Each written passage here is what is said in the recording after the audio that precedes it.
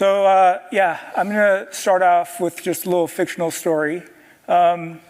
So I know you guys all came here to see Lalisa, the famous model actress. And her English name would be Lalisa. So she just called me up and she said she's going to be a little late, but she'll be here. She's buying a G5 that matches her shoes. So after a 15-minute screaming match, she said, "Can you cover for me?" I said, "Sure. What do you want me to talk about?" She's like, "Well, cover quantum computing." Oh my gosh, quantum computing? I love quantum computing. So we're going to talk about quantum computing. And then it's like, wait a minute. It's an Android conference, right? Yeah, so they know Kotlin. My quantum computing stack is Python on the front end and then Rust all the way to the end. And so she's all like, "Okay, well, call Solomon." Solomon's like one of the world's leading experts in blockchain. So we call him. "You know, we just need you to cover for a little while. Can you come give a little talk?" And he's all like, "Sure. My entire stack is Rust. All of the cryptography is Rust. Everything is Rust." I'm just like, geez. And then she's all like, "Well, okay, why don't you teach them web development?" I'm like, "Okay, well, I work at a biotech, and we do all machine learning, but our web infrastructure is, I can talk about that. It's pure Rust." So the moral of the story, or the point of the story is like, I don't know what's happening, but Rust is absolutely consuming everything. I work at a biotech. All I do is machine learning, and I code in Rust all day long. So there you go. Anyway, thanks for coming to my talk. Today we're going to talk about how Android and iOS are actually very, very similar. And if you know Android, you already know iOS. I'm going to try to make that point throughout the talk. Here we can see Xcode and Android Studio running side by side. And this is my everyday life, right? Every day I write in Android and iOS in the same day at the same time. Now, people ask me like, well, why do we even care? Why don't we just make Android apps? And the truth is, like, if you look at Android, it's huge, right? It's 72% of the global market is Android. That's fantastic. But if you look at the United States, the majority of mobile phones in the United States are really iOS. And we have customers who come to us and they only want an iOS app. So if we're building something for a hospital, they will give all their doctors iOS phones and just say, "This is your phone that you're going to use at work." And so we don't even need an Android app for that. So it doesn't make sense for us to do a Flutter app or a Kotlin multi-platform when we're just building one iOS app. And the problem is, like, I love Kotlin multi-platform, and I believe that Android, at the end of the day, will be Kotlin multi-platform, because Room already moved to Kotlin multi-platform, Compose is already Kotlin multi-platform. So I believe at the end of the day, when we're programming, we're going to be doing Kotlin multi-platform. I think that's the end result. But why don't we just do Kotlin multi-platform? Well, because Apple is a very innovative company. In fact, this article goes over how when the core people who were building Android, they saw the iOS and they were building BlackBerry, they had to throw everything away and start all over again after they saw the iOS device. And we had the same experience with Vision OS. Now, a lot of people tell us Vision OS is not that great, but we have a design firm that does nothing but build with Vision OS. We have two projects that we're currently working on. This is a F1 simulator. There's an AI driver in that F1 simulator. We give him slower reaction time, and we give him a slower car, and he can beat any human. Why? Because he out-psychs them. He uses psychology to beat the best drivers. So he'll force them to burn their tires and burn their gas faster because they think that he's going to pass. He doesn't pass, right? He's just psyching them all out. So he uses psychology to beat the best drivers. It's and then normal drivers can look at the strategy he's using and learn how to be better drivers. And then we have another meditation app. So we really believe that the Vision OS is a wonderful platform. But then we go, okay, we're going to do it on Kotlin multi-platform. Now, where's Kotlin multi-platform for Vision OS? Because we want to get our AI simulator running in Vision OS. Well, it hasn't been even assigned yet. who even knows when Kotlin multi-platform will allow us to run our visionOS AI algorithms. We can't have layers between us and the devices we build, right? And I'm just gonna make that point really quickly with some of the projects we're doing at GN7. So we're a bottom feeder house, right? When you want to build something innovative, you can give it to Touch Labs, you can give it to other people. When no one else wants to do the project, they bring it to us. So Hummingbird Fuel, what it does is it reads your real-time physiological data and knows when to microdose caffeine to you so that you have energy all day and you sleep well at night. Photo Dude takes a picture. You take a picture of something, and the AI algorithm figures out what the to-do task is. It figures out the budget, and then finds a Yelp local business to help you solve it.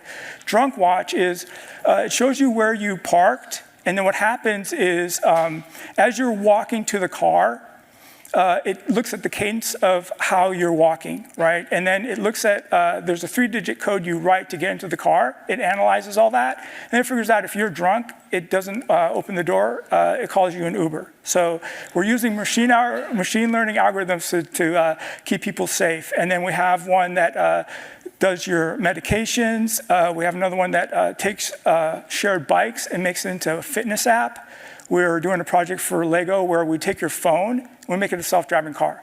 So we use the accelerometer, the GPS, all of the sensors in the phone and the camera, and you could literally put this car on the road and it'll drive itself.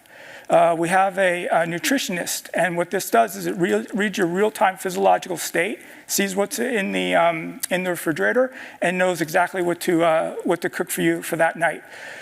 This is a security drone, and basically it flies around your house when you're on vacation, and if anything changes, it sends you data. We have one more thing. What it is a camera that can tell by the look of your face where you're gonna go shopping, right? So Yves Saint Laurent, YSL, Gap. So basically what happens is we have a camera running in front of Nike and Cinnabon and all these other stores, and we map people's faces. So our labels is a store they're going to. The features are their faces, and then we use unsupervised learning to figure out where people are going to go shopping from their face. So we do a lot of innovative stuff, and we really just can't have layers between us and what's going on. So if there's a bug in something that Apple has built or Google built, we can just go to them and say, okay, hey, you got to fix this. Can't wait for you. You know, if you say, okay, I'm going to show this to someone who does React Native, or I'm going to show this to someone who does Kotlin multi-platform or Flutter. Like, I love the Flutter team. They had me in several times to demo their development environment, give them feedback. I met the team. I know them. I think Flutter is fantastic, but I don't know who to go to talk to if we have problems with Flutter. I know exactly who to talk to on the Android team and on the Apple team when we have problems with iOS and Android. So it just makes our life a lot easier. And so I'm gonna make the case that you guys are also iOS developers. And as we go through this talk, you're gonna see that, okay, the languages, Kotlin and Swift, very similar. Object-oriented programming and protocol-oriented programming, two labels are the same thing. We have Gradle with versioning, and then we have the Swift package manager. The Room database and Swift data are very different, but we're going to get into that. And then we're going to go into how material design is very similar to the Apple HIG. We're going to talk about Android Studio, Xcode. We're not going to really get into testing because I'm going to run out of time, but I'm going to talk about AR, VR, and then the Play stores. So this link right here is in my talk. Everything I went to, even Zoeware and all of our projects, they're all coming from this link. So if you go to this link, you can follow along with everything that I'm doing. So the first part, we're going to go over Kotlin and Swift, object-oriented programming and prop programming, and then the package managers. And then we're going to do the data persistence, the interface, development environment, structure, and if we have time, we're going to go over AR, VR, AL, ML, testing, development. I actually spend a lot of time doing machine learning on mobile, so that's kind of like actually my expertise. So we're going to be talking about the languages and the design patterns to do the thing right. So we know we're building it right. And then we're going to talk about Material 3 and the Apple HIG, the design of the UI UX to do the right thing. We're not going to confuse the user or annoy him or anything. And then the product, we're going to talk about thinkingwithgoogle.com, not think.google.com, but thinkingwithgoogle.com, because there we're going to make sure that we're building the right thing, right? It's the right thing to do. Because if we build something that's not right for our customer, then why did we even build it? So the first part of the talk we're going to do is the languages. So Kotlin is Swift. It has all of the nice features you would expect in the modern language. We have null safety. It's a functional programming language. It's readable, it's interoperable, and it focuses on user experience. Now, you have a link to this document. I'm going to really fly over all of the explanation words. I'm going to get bogged down in the code. So we're going to spend more time in the code. But it's got a type system, null safety, higher order functions, extensions, data classes. We're going to talk about structs and classes, closures, enums, generics, properties, all that stuff. Now, Kotlin is an object-oriented programming language, and Swift is a protocol-oriented programming languages. We're going to get into the deep of that, but even more interesting is that everything in Swift is a value type. So anytime you build something in Swift, it's going to go on the stack, and it's a value type. So when you copy it, you get another copy of it, and you don't have to worry about reference counting or who owns it or any of that stuff, right?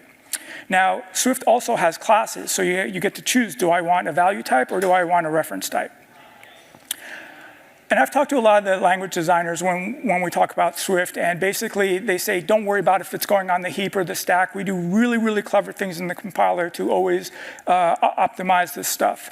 So I'm just saying that, generally the Swift structs go on the stack, but sometimes they're not even created. But so Swift UI is very, very fast in how it manages the memory.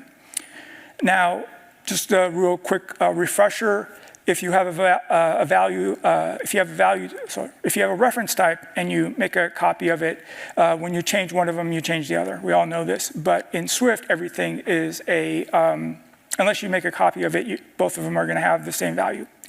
But in Swift, everything is a value type and it goes on the stack. On the stack. So basically, what happens is when you make a copy of it, it makes a whole new person object here, or struct here. But that's not really what happens. Swift is very, very intelligent, and unless you do something unique with that second struct that you created, it won't even create it, right? So basically, right here we have person 1, and we're making person 2. Person 2, until we change its age, doesn't even exist. So the compiler does really, really smart things to make sure that it's managing memory effectively. So again, everything that we do in Kotlin, data classes is put on the heap. Everything you do with Swift, it's on the stack, and it's a value type. And here you can see a data class in Kotlin, and how much simpler it is in a Swift struct. And again, it's memory safe. Now, we can mimic Kotlin data classes to be value types and make them immutable, but there's a bunch of downsides that they get into in this article. But there is a way for Kotlin to also have value types. In fact, Swift is the only language that has value types, where when you're creating things, you never have to worry about reference. Does someone else have a reference to it, and they're going to destroy what I'm working on as I'm working with it. Now, we get into a bunch of similarities. They're both higher order functional programming languages, right? So in Kotlin, you can make a function, pass it to a function, and it can return to you a function. Swift does exactly the same thing. It's a higher order functional programming languages. The only difference is Swift's signature is a little weird. It has this thing about an internal name and an external name. So when we want to call the greeting here, what happens is we're going to say person, and we're going to pass them Alice. If you don't put this person in here, it won't compile. And once we pass it to the function, person is the external name. Here we use it in the signature, and internally we're using the word name. I don't know why they did that. I use generative AI to write all my code for me. I don't need this, but this is how Swift does it. So they have this thing of an external name and an internal name. Now, if you decide to use the internal name and the external name as the same, then you just say numbers, and you don't have to have an external name and an internal name here. It's just going to be using it the same here. So again, we're just calling Fibonacci numbers. We're passing it this label of numbers, and this is the variable numbers that goes in to the function, and then we're just using it here. Where up here we had person, where we sent it in, and then it changed from person to name, and we were using it in the function. Something you have to be aware of. Now, one of the really cool things about Kotlin is we have function extensions, and people love this stuff. So you can take like a string and write your own function on top of it. So here we have word count on the framework string. We don't own it, but we can go ahead and add our own functions to it. And people love that, and they go, wow, that's great. Well, Swift can do exactly the same thing. We have string, and we can put palindrome on it, and then we can just call palindrome on any string. Yeah, it's great. They both have null safety. They do it a little bit differently. Here we see we can give a null to nickname, and then we just do if it has a value, we use it. We can use the Elvis operator to either return a predefined value, or if it has a value, we use it. So that's wonderful. And then we have chained. We can access nullability in a chain. So we all know this. This is Kotlin does this. Swift does pretty much exactly the same thing, except I actually think it's a little cleaner. Instead of the if not equals, we have a if let, right? So when you're coding your Swift, just remember it's not equals. It's just going to be this if let, right? We can get over that. It's pretty much the same. And then we can do the chaining to get, if anything in the chain has a value, then we get it. So again, this is Kotlin and Swift do this exactly the same. Now, where it gets a little weird is we lost our Elvis operator, but we just use these two question marks, and it does exactly the same thing as the Elvis operator. Again, I'm just trying to show that Swift and Kotlin do things almost identically. And a lot of things that you look for in Kotlin is already there in Swift. And the one thing I really like that Swift provides is the guard statement. And so what happens is you just check to make sure that everything you need is there with the guard statement, and then you're in the happy path. Because if you can get past this guard statement, everything else is ready to be worked on. And you can kind of work towards something like a guard statement in Kotlin, but they don't have like a guard key work, which I kind of miss when I do Kotlin programming. Now, they both have closures. So closure is just a function that captures the external variables. So here what we have is we have a greeting, a closure, and it's just going to capture the name. And then when we pass around that greeting, anytime we use that greeting, it'll have that variable in there. And again, Swift has exactly the same thing. In fact, the closure in Swift looks exactly like the closure in Kotlin. So at the end of the day, the languages look very similar. And then talk a little bit about error handling. It's interesting, but unlike Java, Kotlin does not force you to catch a try, catch an exception. Because what happens is, think about this. We're building the Firefly home security system.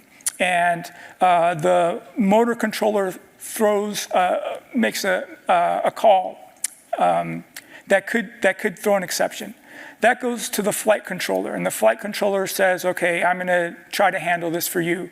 That goes up to the Raspberry Pi, and the Raspberry Pi says, okay, I don't know, so I'm going to go to the Coral ML board. The Coral ML board says, you know what, this is a feature that the machine learning algorithm does not understand.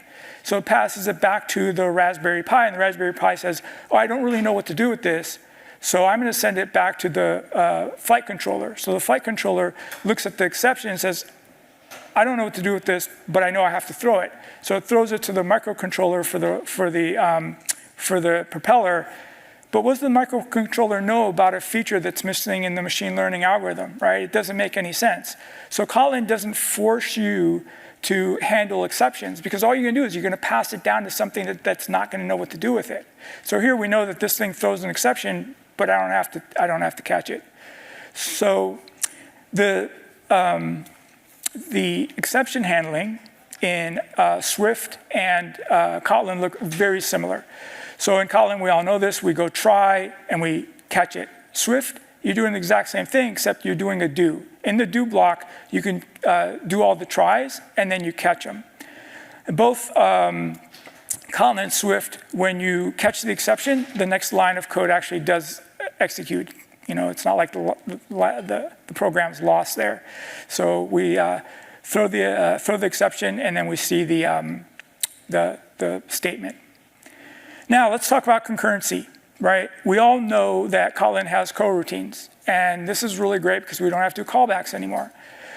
What we have here is we have callback nightmare, right? So we're going to do some a post here, but first we have to get a token, then we have to process it, all right? And so we're going to do this in a callback, and then you get into like how do you even do error handling in this thing, right? It's kind of a nightmare, but with Kotlin structured programming, it becomes really easy, right? We call the prepare post, we get a token, we give that to the post, and then that's given to the process post. So because we can call this suspend function here and we can launch it, now we have structured concurrency. Well, Swift is going to do basically the same thing for us. And when we look at Kotlin coroutines, we can clearly see that it's very well structured, right? So right here, I can come here and I can go ahead and start this coroutine. It's not blocked, it's running, I go on, I print done, and then I can go ahead and start this other flow, and they run beautifully concurrently. And that's the power of the suspend, right? So basically what's happening is we're able to, on our main thread, launch several different threads. They can suspend themselves, go on a separate thread, execute, and then come back to the main thread when they're done. And so we have very nice asynchronous programming.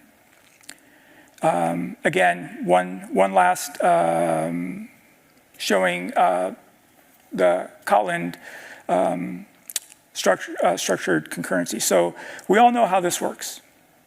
Now, we don't really use a lot of launch and async await in Kotlin.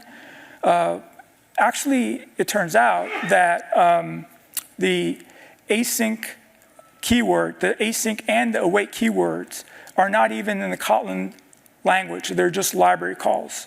So that's kind of interesting that they didn't even need to change the language to be able to support concurrency in Kotlin. We normally don't even use the async and the await. We use flows, right? So we have a state flow, a shared flow, and a mutable shared flow. And we use these in our view models when we're trying to get our data to show to our UI. So basically here, coming up from my repository, I have a flow, and I'm taking that flow apart, and I'm giving it to my composable, and I'm using it. I'm using the mutable state flow, and have this handy-dandy table here for you guys to look at later to tell you when to use it, what's emitted, and how to initialize it. The whole thing's explained here. But just for a case of time, I'm just going to show this brief demo. So we have a mutable state shared flow that is our backing. That's our backing property, and we're going to use this state flow, and we're going to give that to the. We're going to give the mutable state flow to the composable, and he's going to collect on it. So we have flows coming up from the view model, and we have channels. So Kotlin has both channels and flows. What's the difference, right? So a Kotlin channel, you can think of it as a hot stream. Think of it as a radio. Basically, it's going to be sending information out at all times. A Kotlin flow is a cold stream. It's like a CD player. There's only one instance for every person. It stops when there's no one listening to it, and the data starts from the beginning every single time. So if you're wondering, like, what's the difference between a Kotlin channel and a Kotlin flow, a hot stream and a cold stream? Hot stream, it's a radio. Cold stream acts like a CD. Now, the Swift combined framework does the same thing as a Kotlin flow or a Kotlin channel. I've extensively talked about the combined framework and how it's a reactive framework that you can use with Swift UI and all this. In fact, I did a video series for Springer Nature, and I'm actually not going to even talk about this right now because this is a separate framework that was built before Swift Structured Concurrency was released. And just like Kotlin has flows and channels inside the language, I believe Swift Structured Concurrency is going to replace the combined framework. So we're going to see channels and flows being moved into the actual Swift language. So right now, even knowing we have the combined framework where we get our channels and flows from, I believe in the future, it'll just be a part of Swift Structured Concurrency. So WWDC is on Monday. And my hope for you guys is that I've covered enough iOS that when you watch the videos on Monday, you're like right in line with what they're doing. And so Monday is kind of exciting. We're going to see what they do with Swift Data. We're going to see what they do with Swift Structured Concurrency. And we're going to see what kind of new stuff they're going to bring out. But Swift Structured Concurrency is really beautiful. Before, what we had to use was we had to use callbacks or Grand Central Dispatch. And Grand Central Dispatch is a part of the operating system and not a part of the language or anything that's really useful. So I'm glad to see Swift Structured Concurrency is now a part of the language. It was really hard to work with callbacks because there's no way to do error handling, and looping gets really difficult. So basically what we had to do before in Swift, we wanted to get like the average temperature and send it to the server. We would have to get all the records. So this returns all the records. We'd pass in all the records into the calculate average. We'd get the average. We'd give that to the upload to the server, and the server would respond. So this is the old way, right? And this is a pretty ugly way of doing things. But now what we have is, wow, is that, it's 4:52? Yeah, wow, I'm losing time too fast. Okay, so now what we have is we have structured code, right? Because this is not concurrent code. This runs in parallel, but it's structured. Because now we're just calling the records, and then we're calling the average, and then we're getting the response, and we're giving the response to the server. So this is now structured. And now we want to make it concurrent. What we actually do is we just put the async keyword on it, and it becomes concurrent. So here what we have is error catching inside Swift Structured Concurrency, where we just put a do catch around the try statement, right? So basically, we don't have this callback of hell. We have structured concurrency where we're just basically calling the pieces of the code and putting it around a do catch. So it makes it a lot easier to work with. Now we get into concurrency. We're going to be calling these 3 tasks, and then they're going to happen concurrency. So we put the word async in front of them, and it basically calls this piece of code on its own thread. But what's interesting here is these 3 results, they're never called. So we're not spawning a thread here, we're not spawning a thread here, and we're not spawning a thread here. What's happening is when we get to this await, this is where everything's being done. Because sometimes you do this stuff and you pass it to a function, and then the function basically never uses it. So Swift is really smart about this stuff and says, hey, if you guys aren't ever going to use it, we're never going to call the threads. But here you can actually put this into a playground and run it and see that these threads run in parallel. I've actually written a lot about Swift Structured Concurrency, and there's an article in there that will get you through that. Now, one cool thing they talk a lot about is actors. They go, oh, Swift structured concurrency has actors, blah, blah, blah, blah, blah. But here's an actor, right? So basically you have this counter and it's an actor. And when you go to use it, we have this loop where we're gonna be calling it 100 times in series, right? Wow, I'm losing time. Okay, so basically here what happens is this actor going through this critical section, all it does is it just says, I only want one thread to go through at a time. That's a mutex lock. I don't know why they make such a huge thing about actors. So basically that, I have a table here that goes through all of concurrency and how it's different. Now, some differences, I go through delegation. Kotlin has delegation, Swift doesn't, but it's really easy to do it in Swift. I explained that. Swift has property wrappers, but you can easily do that in Kotlin. Kind of explain how to do that in this article. And then they talk a lot about protocol-oriented programming, but all protocol-oriented programming is using interfaces. So at the end of the article, I take something that is a protocol-oriented programming where, you know, I have a protocol that's agreeing, and I do the same thing in Kotlin, right? So when they talk about protocol-oriented programming, just know they're talking about interfaces. Now, the second part of the article that I would like to talk about is how you build on it, right? So for Android, we have Room. For iOS, they give us Swift data. And the way that Swift data works is you basically, instead of, so, okay, this is how you do it in Kotlin, right? You define an entity, right? You build your database, you give it to the data access object, and then that goes to the repository, and the repository gives it to the view model, right? So the view model then exposes it to your UI. With Swift data, all you do is you make a model and you pass it in to the view. That's it. This query is actually the same thing that we're doing inside of the data access object. So for Swift programming, there is no view model, there's no repository, there's no data layer, there's nothing. All you do is you make your Swift data and you query it in your UI. Now, my friend Azim talks a lot about this. So in this article, he goes through and he explains why in Swift UI, the view is the view model, and that's how you should build for it.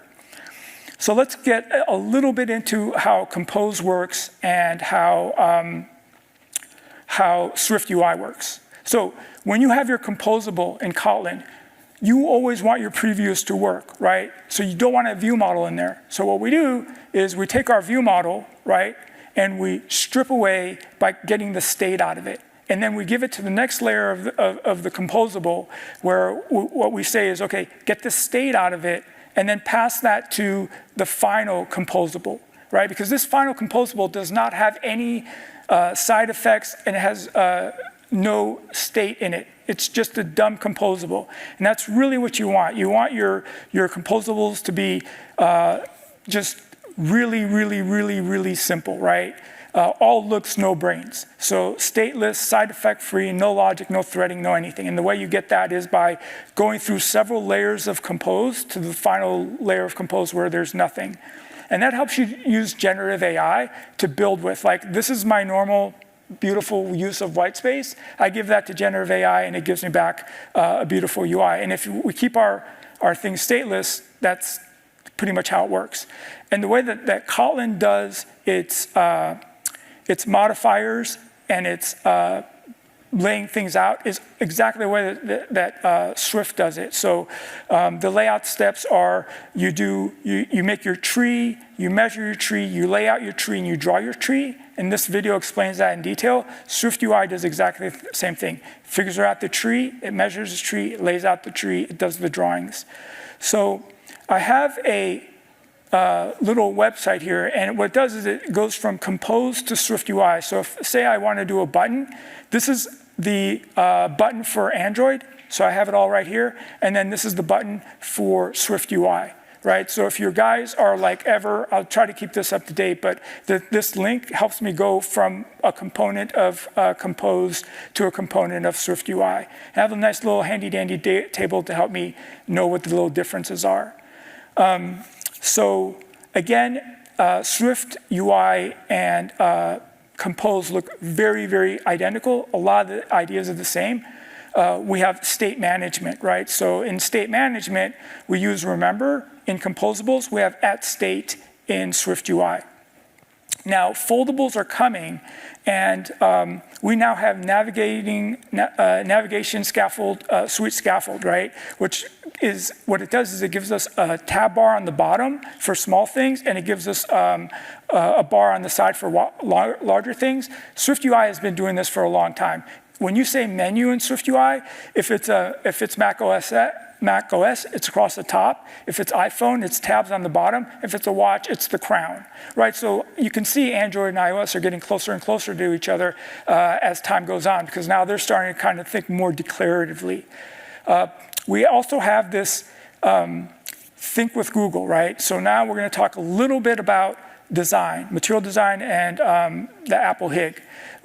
So one of the things that's really cool is when you go to think with Google, they cover customer insights, marketing strategies, future of marketing, and different tools. And we use material design and the Apple HIG to make sure that our applications look fantastic. And companies that focus on design do much, much better than companies that don't focus on design, because design is extremely important. And I have this little handy dandy table for you guys that goes through the different philosophies and patterns and stuff between the Apple HIG and the Apple Human Interface Guidelines and Google Material Design. What's really cool is we have amazing components for both material design and SwiftUI.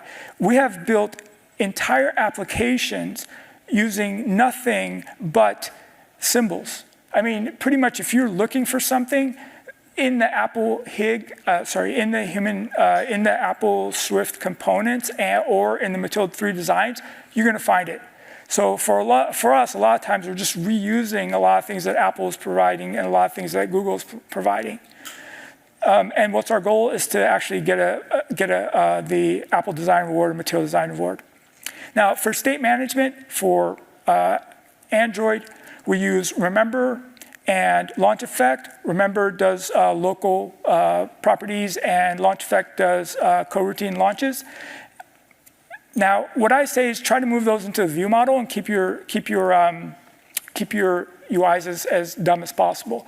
For iOS, this is how you figure it out. You say, okay, what am I displaying, a value type or an object? If you're doing a value type, who owns it? If you own the data, it's at state. If so, it's being passed in, it's at binding. If it's an object, if it's a parameter, it's observable object. If it's local, then it's at state. If it's an environment state.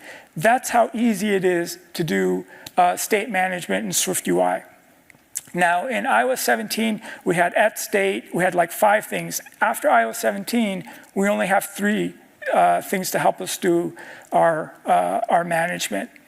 So basically what happens is this view, think of it as a composable, has this light that it's going to manage. And so since it owns it, it's at state. Now, when it passes it, it turns into at bindable. And then we can start using it inside our second view. So here, what you see is we're going to pass it to the next view, and that view is going to use at bindable to get its hands on it. So that's state management in iOS. So Android, I tell you, put everything in your repository layer, right? Get it from the data layer, repository layer gives it to use cases give it to the UI. iOS, we don't do that at all. In iOS, it is completely flat, right? Oh, let me see, I have 2 minutes left. Let me show you real quick. All right. I should talk about navigation, but I don't know if I'm going to get to it. Okay. Now, when we build for Android, right, this is our Android structure, right? I work on the data layer. From the data layer, I go to the repository layer. Deposit layer, I go to use case. From the use case, I go to the composable. From the composable, I go through 4 layers of composable until my last composable absolutely has no state. Okay? This is Apple's example of how they do architecture in iOS. That is the UI talking to the database. This is kind of like an active record, right? So the database is mapped to the UI. It's kind of like this is an active record, right? Your UI and your database are linked. And this is how we do it, right? And the reason that we do it this way is because this is how Apple does it.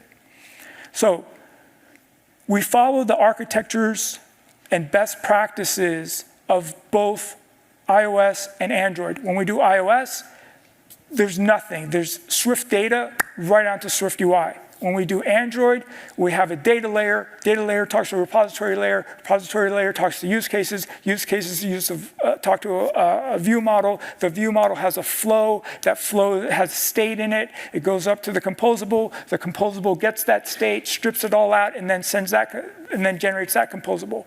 Very, very different architectures. But Monday, when WWDC comes out and Apple builds something on top of Swift UI, we're ready to go. And I think with that, I'll end, and that's my main point, right? Because we sit on the same architectures of the companies who are giving us these platforms. We're ready to go with whatever they're building. And sorry I didn't have more time to actually go through more of the information, but the slides are there, the links are there, and I will be here with business cards. Come get business cards. You have questions, I will definitely answer your questions. Thank you, guys.